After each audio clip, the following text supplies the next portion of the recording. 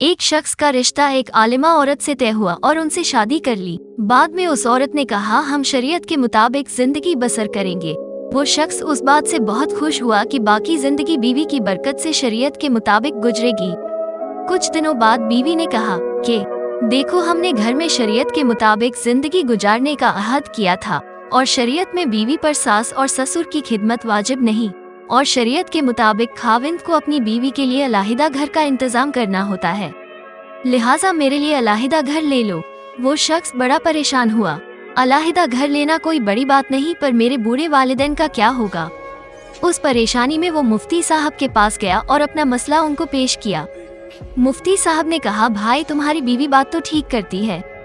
وہ آدمی مفتی صاحب سے طنز لہجے میں کہنے لگا میں آپ کے پاس مسئلے کا حل لینے آیا ہوں، نہ کہ فتویٰ لینے۔ مفتی صاحب نے مسکراتے ہوئے کہا ایک طریقہ ہے، اپنی بیوی سے کہو شریعت کے مطابق میں دوسرا نکاح کر رہا ہوں، میں اور وہ میرے والدین کے ساتھ رہیں گے اور وہ ان کی خدمت بھی کرے گی، میں تمہارے لیے علیحدہ گھر لے لیتا ہوں، آپ وہاں رہنا۔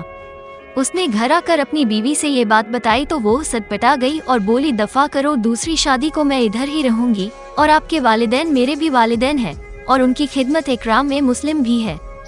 سبق: اس پورے واقعے سے ہمیں یہ سبق ملتا ہے کہ ہمیں زندگی کے کچھ پل مسجدوں میں بتانا چاہیے یا اللہ والوں کی محفلوں میں بھی گزارنا چاہیے، اور زیادہ سے زیادہ قرآن کی تلاوت کرنا چاہیے، اور قرآن کو سمجھنے کی کوشش کرنی چاہیے۔ بے شک قرآن پڑھنے سے علم میں اضافہ ہی ہوتا ہے۔